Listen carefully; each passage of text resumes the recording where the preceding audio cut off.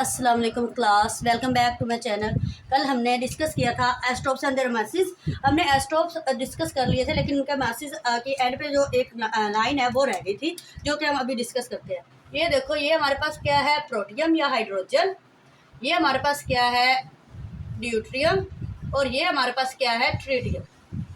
ये देखो, हाइड्रोजन के मुकाबले में इसका मास क्या है, इससे ट्वाइस है, और इसका मास क्या है, थ्राइस है। ठीक है, जैसे कि देख सकते हैं, इसका मास क्या है, टू का मतलब क्या है, ट्वाइस। इसकी निस्बत क्या है, ट्वाइस। और इसका थ्री का मतलब क्या है, थ्राइस। तो इसका हमारे पास इसके मुकाबले में कितना है, मास थ्राइस। इसी तरह हमने कार्बन के एस्ट्रोप्स डिस्कस किए थे, जिसमें था कार्बन 12/6, कार्बन 13/6 और कार्बन 14/6। ये देखो, इसमें क्या है, मासेज इनके क्या है, डिफरेंट है। ठीक है, बस इतना सा रह गया था, दूसरा हमने कर लिया था। ठीक है, तो आज का हमारा टॉपिक है रेडियो एक्टिव एस्ट्रोप्स। एस्ट्रोप्स क्या हैं कि जिनका सेम एटॉमिक नंबर हो, एटॉमिक नंबर को जेड से जाहिर करते हैं, और जिनका डिफरेंट क्या हो, मास नंबर। ठीक है, हमने कहा कि जो हमारे पास इसकी फिजिकल प्रॉपर्टीज है एस्ट्रोप्स की, वो डिफरेंट होती है क्योंकि इनका मास नंबर क्या है, डिफरेंट है। मास नंबर डिफरेंट क्यों है, क्योंकि इनमें नंबर ऑफ न्यूट्रॉन्स क्या है, डिफरेंट। आज हम डिस्कस करते हैं radio active isotopes. Radio active isotopes, radio active का मतलब होता है हमारे पास अनस्टेबल। क्या होता है हमारे पास, अनस्टेबल। ठीक है, ये जो है हमारे पास कुछ ऐसे एस्ट्रोप्स होते हैं जिनके जो न्यूक्लियस होता है वो अनस्टेबल होता है। ठीक है, वो अपने आप को स्टेबल करने के लिए रेडिएशन को एमिट करते हैं एनर्जी की फॉर्म में। इसको हम कहते हैं रेडियो एक्टिव एस्ट्रोप्स। तो इसकी अब डेफिनेशन क्या हुई कि radio active isotopes are isotopes with unstable nuclei that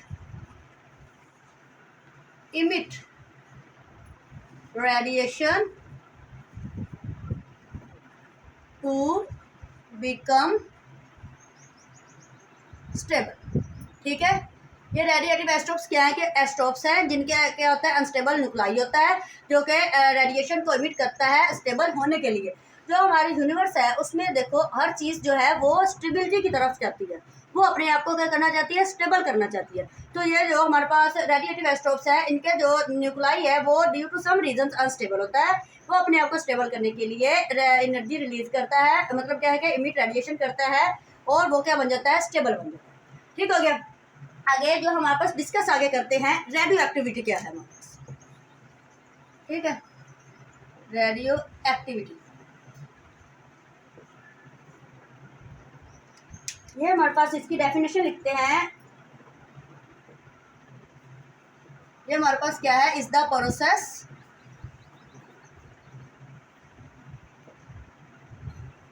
of emission of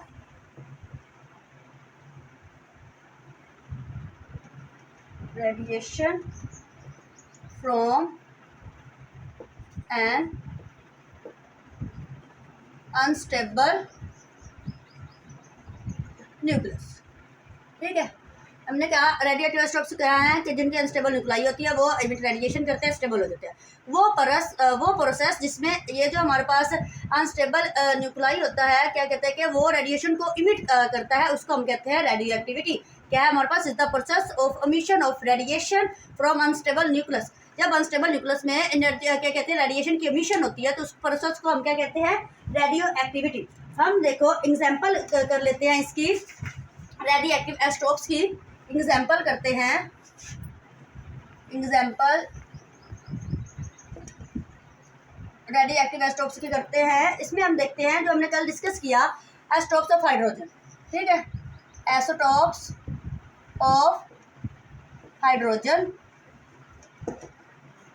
hydrogen के कितने एस्ट्रोप्स थे, 3। एक ये हाइड्रोजन या प्रोटियम, ये ड्यूट्रियम, ये आ गया हमारे पास ट्रिटियम। ये जो हमारे पास है, ये हमारे पास क्या है, स्टेबल। क्या है, स्टेबल है। लेकिन ये हमारे पास है रेडियो एक्टिविटी, मतलब क्या है, ये अनस्टेबल है। तो इसमें से देखो, सिर्फ ये जो ट्रिटियम है, ये जो है ये रेडिएशन को इमिट करेगा। क्यों? क्योंकि ये रेडियो एक्टिव है, या हमारे पास क्या स्टेबल है, तो ये अपने आप को स्टेबल करने के लिए क्या करेगा, रेडिएशन को क्या करेगा, इमिट करेगा। ठीक हो गया। अब हमने डिस्कस किया कि रेडिएटिव आइसोटोप क्या है, कि वो आइसोटोप जिनकी न्यूक्लाई अनस्टेबल होती है, वो रेडिएशन को इमिट करती है स्टेबल करने के लिए, वो हमारे पास क्या रेडिएटिव आइसोटोप्स। जो रेडिएटिविटी है वो प्रोसेस है, जब वो अनस्टेबल न्यूक्लियस में से क्या है हमारे पास रेडिएशन की एमिशन होती है, वो हमारे पास क्या है, रेडियो एक्टिविटी है। आगे हम देखते हैं जो रेडिएटिव डिके। देखो हमारे पास आगे आ जाता है रेडिएटिव डिके। रेडिएटिव डिके क्या है, जो हमारे पास रेडिएटिव आइसोटोप है वो रेडिएशन को इमिट करता है, तो जाहिर सी बात है वो किसी और एलिमेंट में क्या होगा, चेंज होगा अपने आप को स्टेबल करने के लिए। तो वो उस प्रोसेस को हम कहते हैं रेडिएटिव डिके। इसकी डेफिनेशन क्या हुई कि हमारे पास क्या है, is the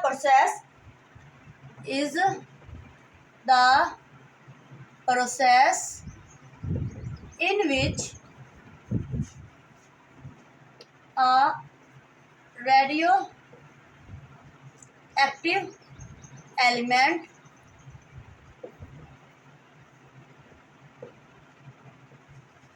changes into an other element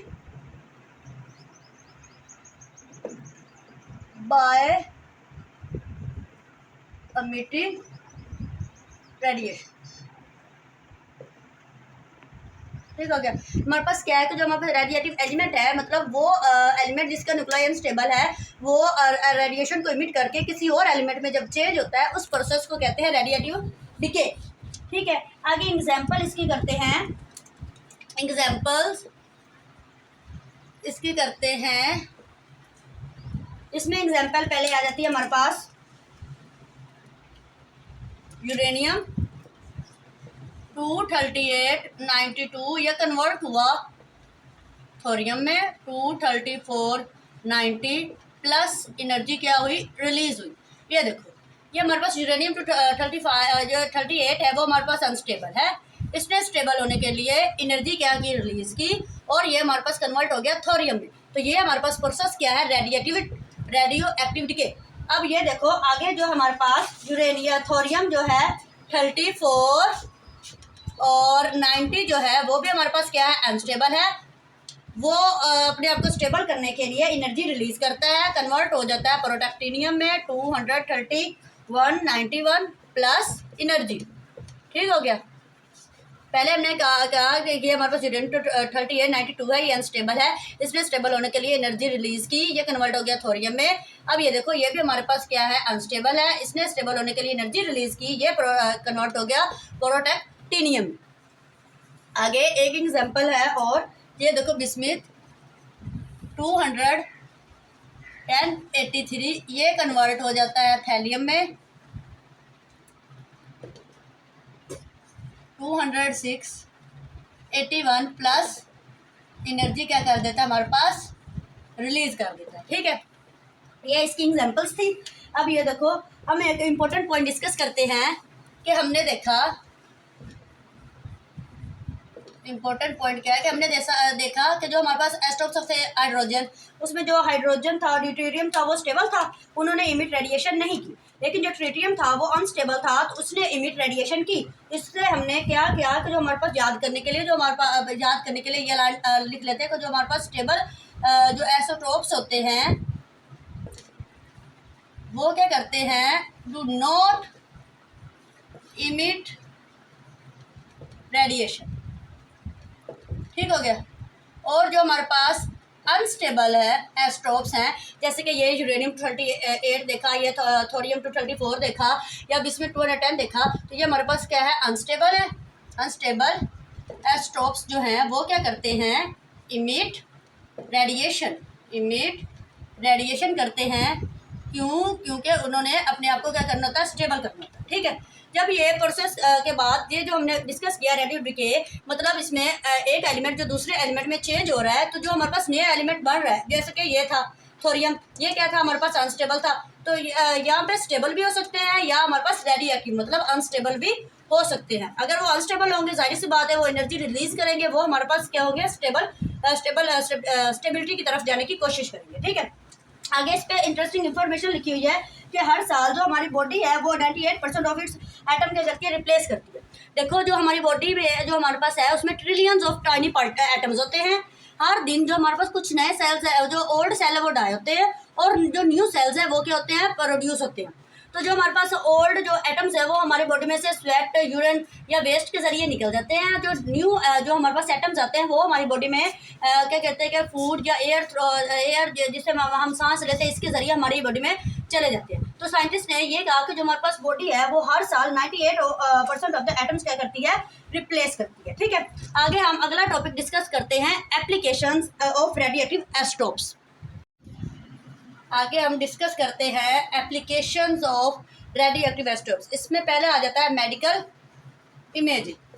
जो हमारे पास रेडियोएक्टिव आइसोटोप्स हैं वो डिसीज़ को डियाग्नोज मतलब उनकी तशखीस करने के लिए क्या किया जाता है, इस्तेमाल किया जाता है। जब डॉक्टर को जिस्म के अंदर का हिस्सा देखना होता है तो उसके लिए एक्सरे काफ़ी नहीं होता, बल्कि वो रेडियोएक्टिव आइसोटोप का इस्तेमाल करता है। मतलब रेडियोएक्टिव जो हमारे पास small amount of radioactive isotopes है वो क्या कहते हैं, पेशेंट के अंदर क्या करता है, इंजेक्ट करता है। एक स्पेशल कैमरा ये देखता है कि जो रेडियोएक्टिव सब्सटेंस है वो कहाँ जा रहा है। इससे हमें पता चलता है कि ये बीमारी कौन सी है। तो मेडिकल जो हमारे पास रेडियोएक्टिव आइसोटोप्स क्या हैं, ये किसके लिए इस्तेमाल किए जाते हैं ये किए जाते हैं टू डियाग्नोज डिसीज़ को डियाग्नोज करने के लिए भी क्या किए जाते हैं। पहला इसका क्या, मेडिकल इमेजिंग एप्लीकेशन, मतलब कहाँ का इस्तेमाल होते हैं। पहले इसमें मेडिकल इमेजिंग मतलब डिसीज़ को डियाग्नोज करने के लिए क्या किया जाता है, हमारे पास रेडियोएक्टिव आइसोटोप्स को इस्तेमाल किया जाता है। दूसरा हमारे पास आ जाता है रेडियो एक्टिव डेटिंग।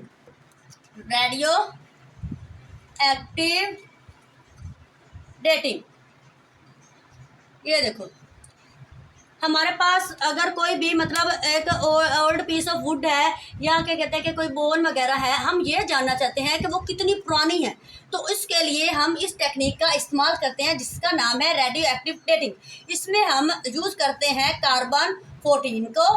कार्बन 14 हमारे पास अनस्टेबल क्या कहते हैं, ये अनस्टेबल होता है, ये रेडिएशन इमिट करता है। ठीक है, हम इसमें कार्बन 14 को इस्तेमाल करते हैं रेडियो डेटिंग में ये जानने के लिए अगर हमारे पास कोई लकड़ी का टुकड़ा है या कोई हड्डी वगैरह है, मतलब ये इनमें उन चीज़ों का इस्तेमाल किया जाता है जो हमारे पास एनिमल्स या क्या कहते हैं कि जो हमारे पास प्लांट से बनी हो, जैसे कि वुड, बोन्स या फुसल्स वगैरह, अगर उनकी हमने ओल्ड एज फाइंड करनी है कि वो कितने पुराने हैं तो हम रेडियो डेटिंग का इस्तेमाल करते हैं। इसमें कार्बन 14 का इस्तेमाल किया जाता है।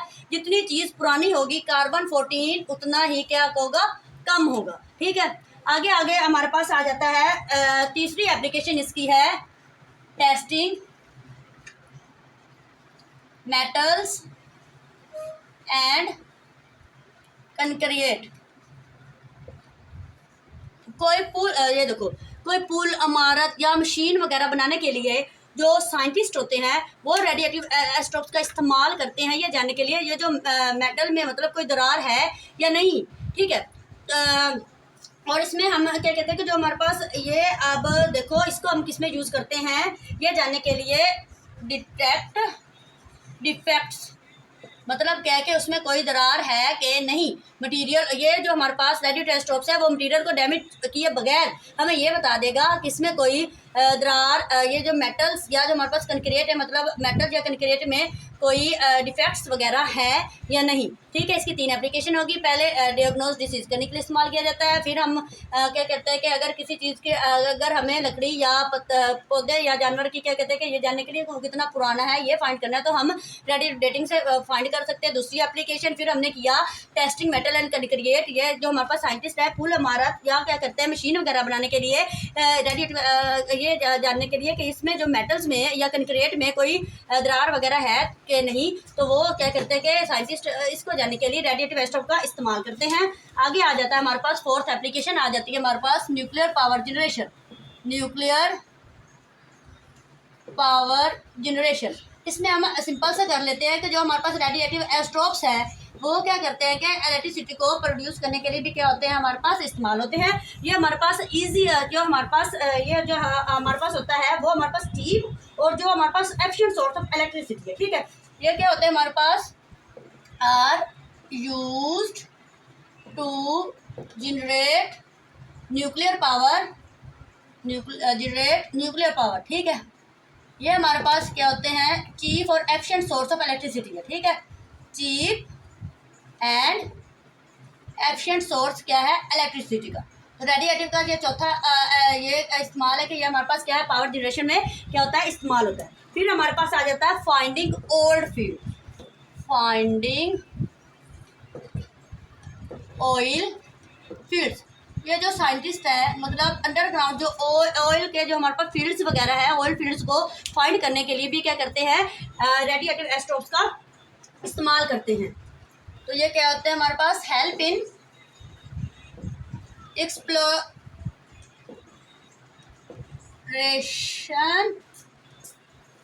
ऑफ ऑयल फील्ड्स, ठीक है। अंडरग्राउंड जो मतलब क्या है कि ऑयल के ज़खायर हैं, उनको भी जानने के लिए साइंटिस्ट क्या करते हैं, रेडिएटिव आइसोटोप्स को इस्तेमाल करते हैं। फिर हमारे पास लास्ट इसकी एप्लीकेशन आ जाती है मेडिकल ट्रीटमेंट। पहले देखो, हमने पहली एप्लीकेशन क्या की कहा है कि ये हमारे पास रेडिएटिव आइसोटोप्स है, वो डायग्नोज मतलब उसकी तशखीस करने के लिए इस्तेमाल किया जाता है। ये जो हमारे पास रेडिएटिव आइसोटोप्स है, वो सिर्फ तशखीस करने के लिए भी नहीं, बल्कि उसको ट्रीट करने के लिए भी क्या किया जाता है, रेडिएटिव आइसोटोप को इस्तेमाल किया जाता है। इसमें डायग्नोज करने के लिए इसमें था टेक्नीटियम 99M को हम क्या करते हैं, यूज़ करते हैं टू एग्जामिन लंग्स, हार्ट वगैरह को मतलब एग्जामिन करने के लिए हम टेक्नीटियम 99 का इस्तेमाल करते हैं। मेडिकल ट्रीटमेंट में मतलब क्या है कि ये उसकी जो बीमारी है उसके इलाज करने के लिए भी इस्तेमाल किया जाता है। ये इस्तेमाल किया जाता है हमारे पास क्या कहते हैं, कैंसर और थायराइड डिसीज़ के लिए, ठीक है। इसको ट्रीट करने के लिए कैंसर और थायराइड डिसीज़। ये देखो, किसमें मेडिकल ट्रीटमेंट में डिसीज़ को ट्रीट करने के लिए और कैंसर और थायराइड डिसीज़ को ट्रीट करने के लिए क्या होता है, हमारे पास इस्तेमाल होता है। आगे हमारे पास इंटरेस्टिंग इन्फॉर्मेशन क्या है कि जो हमारे पास गैलियम है, इंटरेस्टिंग इन्फॉर्मेशन, हमारे पास जो गैलियम है इसका जो मेल्टिंग पॉइंट है वो क्या हमारी बॉडी से भी कम है। अगर हम इसको हाथ में रखते हैं तो ये क्या करते हैं, पिघल जाते हैं और ये एवेपोरेट इजिली नहीं होता, ठीक हो गया। आगे ये देखो, हमने इसकी एप्लीकेशन डिस्कस की जिसमें हमने कहा कि ये जो रेडिएटिव आइसोटोप्स है वो क्या कहते हैं, डिसीज़ को डायग्नोज करने के लिए इस्तेमाल किया जाता है। अगर हमें किसी लकड़ी या क्या कहते हैं कि प्लांट की उम्र का अंदाज़ा लगाना है कि वो कितना पुराना है, तो रेडिएटिव डेटिंग का इस्तेमाल करते हम लगा सकते हैं। फिर हम क्या कहते हैं कि जो रेडिएटिव आइसोटोप्स है वो हमारे पास मेटल कनिक्रेट में जो डिफेक्ट है उनको डिटेक्ट करने के लिए इस्तेमाल होता है। फिर हमने कहा कि जो हमारे पास रेडिएटिव आइसोटोप्स हैं वो हमारे पास क्या कहते हैं कि न्यूक्लियर पावर जनरेट करने के लिए इस्तेमाल होते हैं। ये हमारे पास चीप और एफिशिएंट वे है इलेक्ट्रिसिटी को प्रोड्यूस करने का। फिर हमने कहा कि जो हमारे पास जो पांचवी एप्लीकेशन है कि जो रेडिएटिव आइसोटोप्स है वो अंडरग्राउंड जो ओल्ड फील्ड्स है उनको फाइंड करने के लिए भी इस्तेमाल किए जाते हैं। फिर हमने जो हमारे पास रेडिएटिव आइसोटोप्स है वो हमारे पास क्या कहते हैं, डिसीज़ को ट्रीट भी करते हैं और ये मतलब उसको उसकी तशखीस भी करते हैं और उसको ट्रीट भी करते हैं। और इसलिए हमारे पास कैंसर या थायराइड डिसीज़ वगैरह में क्या होता है, इस्तेमाल होता है, ठीक है। आज का लेक्चर इतना ही था, उम्मीद है आपको समझ आई होगी। अगर आपका कोई भी क्वेश्चन हो और किसी भी बात की समझ ना आई हो तो आप कमेंट सेक्शन में बता दीजिएगा, मैं आप दोबारा बता दूंगी। और अगर कोई गलती भी होगी हो तो वो भी बता दीजिएगा। आज का लेक्चर हमारा इतना ही था। अल्लाह हाफिज़। अगर वीडियो अच्छी लगी हो तो लाइक करें, शेयर करें, सब्सक्राइब करें। Thank you.